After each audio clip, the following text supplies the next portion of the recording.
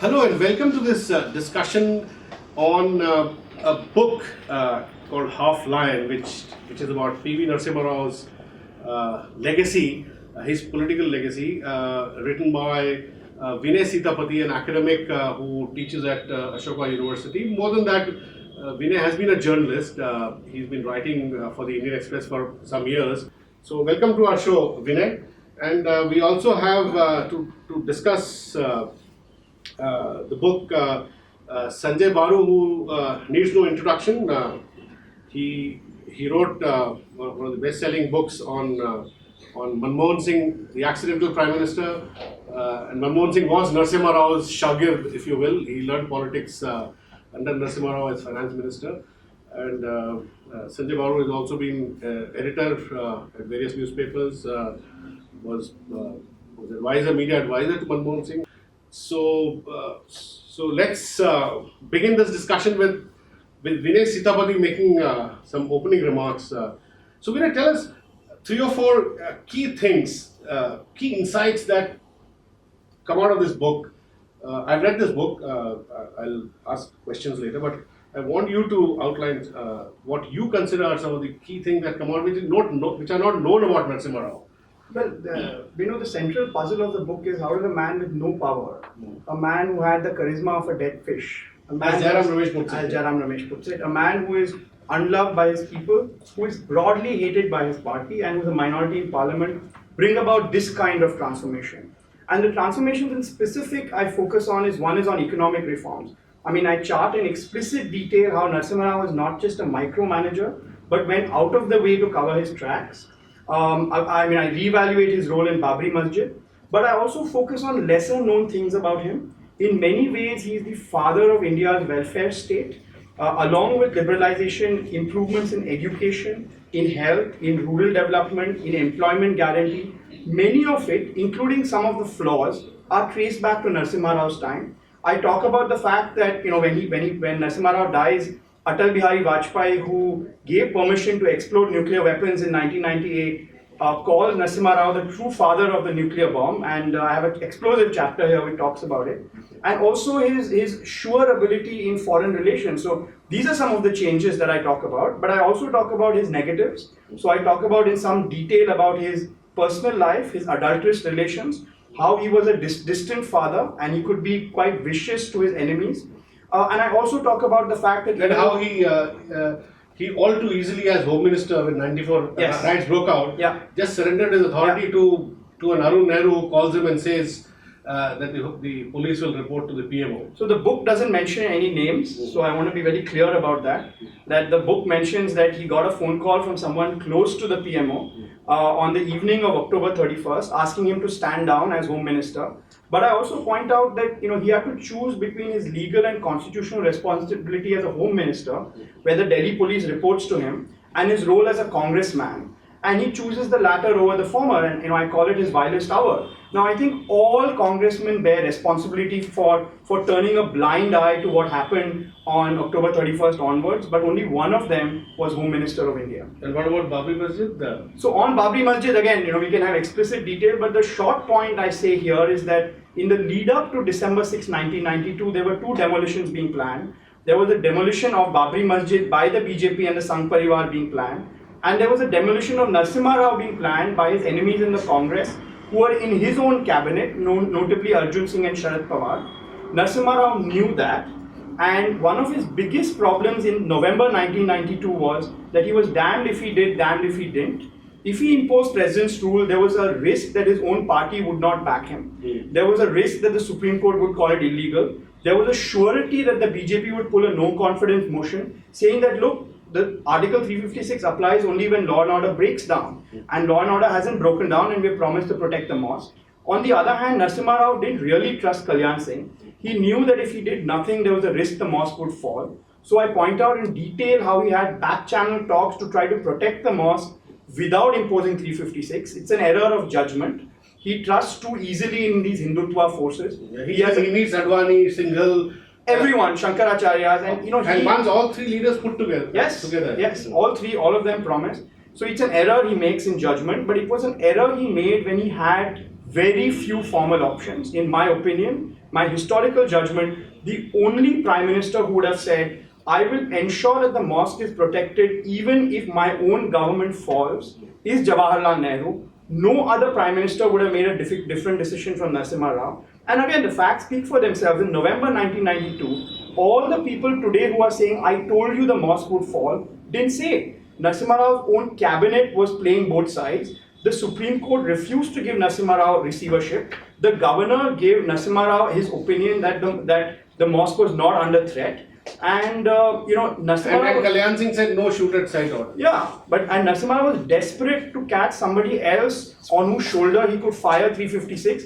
Nobody gave him the shoulder. So, I mean, this doesn't take away his responsibility as Prime Minister. But the scale of the calumny against him, that he's complicit, that he was a closet Hindutva, is a pure Congress invention. And I trace the trajectory of that rumor from Arjun Singh, even before the fall of Babri Mosque, from April 1992 after the Tirupati session. It gets a fillip in 94-95 when the ND Tiwari faction breaks. And it becomes gospel truth in the Congress after 1998 when Sonia Gandhi returns to the Congress. So there are two conspiracies we should talk about here. So Sanjay, tell me, you knew Narasimha Rao, and the day his presidentship of the party, as also Prime Ministership, was announced, the book says that you drove to his house and you had a meeting with him. Sharad Pawar was conspiring. Sharad Pawar had announced that there should be a secret ballot of MPs, and a whole lot of intrigue was going on. Do you think Narasimha Rao's lack of, though a good administrator, his inability to take a strong position stemmed from all these intrigues that he had to face within the Congress party? Is that the reason? Well, first of all, your hypothesis that he did not take a strong position is contested by this book. I think the book is a valuable corrective to a certain view of Narasimha Rao that has been perpetuated, not just by the Congress party, but many in the media. So therefore, I think it's a very valuable addition to political literature in India. I go along. No, I said strong position in the context of what Vinay just said, that only a guy like Jawaharlal Nehru would have had the courage to sort of bring his own government down. There is just no comparison. In that context. There was no rival to Jawaharlal Nehru. That's as true. Prime Minister of I think India. that's a very fair point. Exactly, yeah. Right. Nehru had a mandate. In fact, So that comes to the working of the Congress party. So that is the key point. Now, let me very quickly say that this book is a very valuable addition to our understanding of Narasimha Rao's leadership as an economic reformer. It's a very good addition to our understanding of his Foreign policy. It's a very And good manager addition of to our parliament. understanding of the whole Babri Masjid issue. But the only difference I have with Vinay is the understanding of how he became Prime Minister.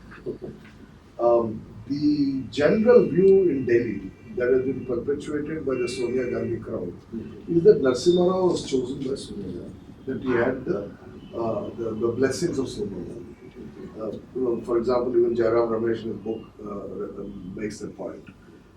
It is true that when Rajiv Gandhi died, the entire Congress working committee, of which Narasimha Rao was a member, passed a resolution asking Sonia Gandhi to become president. And it was in my judgment, a gesture, because I don't think any one of them actually believed on that day, the day that Rajiv died, that Sonia Gandhi could become president of the Congress party. But it was a gesture, maybe it was manipulated by some of her cronies like Potedar, etc. But the fact is, between May 21 when Rajiv dies and June 21 when Narasimha Rao becomes Prime Minister, in that 1 month, Arjun Singh, Sharad Pawar and Narasimha Rao emerged as the three contenders for Prime Ministership. Sharad Pawar, Arjun Singh and Narasimha.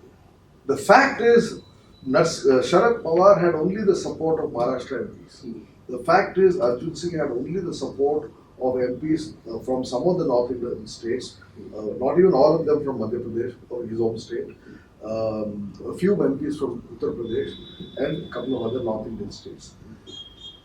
The fact also is that the entire South went with Narasimha Rao. And the procedure adopted by the Congress Legislature Party, Congress Parliamentary Party, was that Siddharth Shankar Ray and K. Karunakaran were asked to individually consult 232 MPs. Ray was appointed by Sharad Pawar, Karunakaran was appointed by Narasimha Rao. And they were told, you talk to each MP and ask them what your choice is. So it was a consensus. They reported back that Narasimha Rao had the majority support. Now it is also a fact that in those 2-3 days. Is that there in the book? This is the only story missing in the book. This is the only story missing. So I mean, it could well happen, right? Because I go with the stories, but I interviewed two young MPs, which I'm happy to tell you off the record, who are interviewed by Siddharth Shankar Ray and Karunakaran about who you want, and both of them told me that the match had been fixed. In the sense that they were expecting a certain answer, and I see your point, and as a historian, this is a valued addition, but at one level, what Sharad Pawar was asking for is a fundamentally democratic point that please have a secret ballot. Now it's true that you can quarrel with that. And that demand. And it's also true that that was not allowed to happen in that classical sense, right? So so Sharad Pawar could well have had just the Maharashtra MPs, and as the book very subtly points out that his powers of persuasion were considerable, but that basic democratic right of MPs to make their judgment in secret was not allowed to happen. But then, can I make a small point here? P.N. Haksar, his book says that P.N. Haksar played a big role. That was story, I don't believe. That he was called by I know, that is Natwar's story. He first proposed. I know, this is an old story that all of us in Delhi have known. Natwar has written it in his book also. That Haksar advised Sonia. See, this entire story is constructed to show that Sonia was the empress, the what is called in Britain, the Queen Mother, and she was deciding who will be Prime Minister of India, and she was picking and choosing. That is what the Darbar perpetuated. That mythology of Sonia Gandhi as deciding, and also it worked because that is how Manmohan Singh became Prime Minister. But the fact is that in 2004, the Congress Constitution was amended to say that the Congress President would nominate the Prime Minister. Till then, the Prime Minister was elected by the CPP. Now, the only difference between what Pawar asked for and what was finally done is that this procedure of a senior party person listening to individual members and coming out and saying, this is the majority view. This is the Congress version of secret ballot that has been repeated in state after state after state from Indira's time. Whenever there had to be a change of chief minister in Andhra Pradesh or Karnataka, High Command will send a person. That person will sit in the state capital, and all the MLAs will come one by one, and then ask who do you want to be chief. That was their view of secret ballot, and he's right. It was a way of doing a secret ballot to get the verdict that you want. But in this case, all I'm saying is this was not Sonia Gandhi manipulating everybody. The South, and but there's also and one final point. You read the autobiography of R. Venkataraman, where he makes the point that the South Indian MPs were all with Narasimha Rao. He actually says that. He says the South Indian MPs were all with Narasimha Rao. But one more point which is mentioned in the book, which I find very interesting. Besides the fact that Haksar first proposed Shankar Dayal Sharma, he's second version of it. Satish Sharma and Chandra. Yeah, Satish. I'm coming to that. Now there is one version in your book that Narasimha Rao knew that there was support for him. He calls Satish Sharma, who's very close to the family, and says that he wants this to be conveyed to Sonia Gandhi, and Satish Sharma goes to Sonia Gandhi, and Sonia Gandhi agrees to Narasimha Rao as a candidate, and he comes back and reports to Narasimha Rao. So is that so the story is just a little different, which is so there are two different events here, right? So the one event which Sanjaya is talking about is which happens around June 18th, 19th, which is Rao is already Congress president, and the question is who should become prime minister, right? And that Sharad Pawar said is not a given. That's one. Second is immediately after Rajiv dies, which is a month preceding, who should become Congress president. But the assumption is that whoever is Congress president is likely to be prime minister because Congress is likely. So there are two.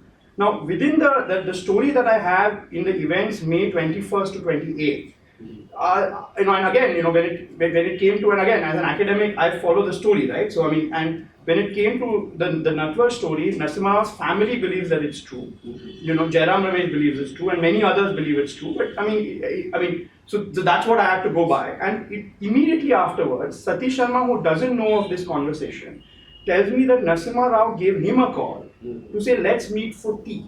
That's all, nothing more than that, right? But as he told me, Narasimha Rao is not the kind of guy who calls you and say, let's have tea. There's always a game going on.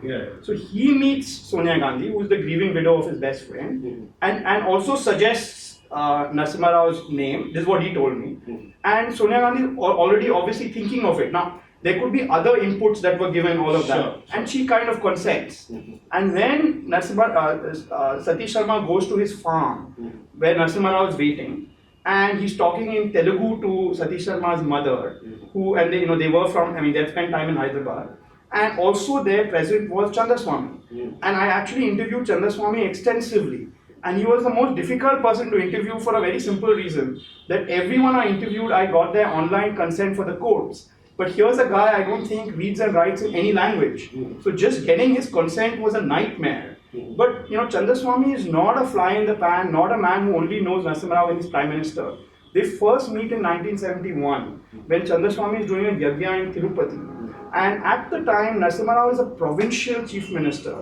He doesn't know the world, he doesn't have contacts in Delhi. Chandaswamy, who's from Hyderabad, not only knows a lot of Andhra politicians he can give gossip to Narasimha Rao, he's also very well connected in Delhi. No, even abroad, he was very close to Adnan Margaret Thatcher. So he plays a huge role in expanding the horizon. So one could argue as Prime Minister, Chandaswamy may have sort of used Narasimha Rao, but I also point out how much Narasimha Rao relied on the man. But when he was Chief Minister, the roles were reversed. And remember, the central problem Narasimha Rao had was he didn't have a faction in the party. So he didn't have anyone, and that was his greatest strength. His loneliness. I connect his personal loneliness to his professional loneliness. It's precisely why he's lonely that he is not seen as a threat. So that's why he's made Chief Minister, that's why he made Prime Minister. So a man who's that lonely needs advisors, needs his eyes and ears, and Narasimha Rao had a universe of information. Mr. Sanjaya Baru used to meet him many times.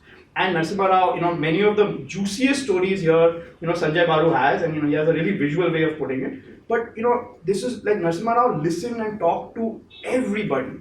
Kept, like I found in his diaries, Arjun Singh has bought 3 acres of land near Bhopal. This is the level of detailing the man has.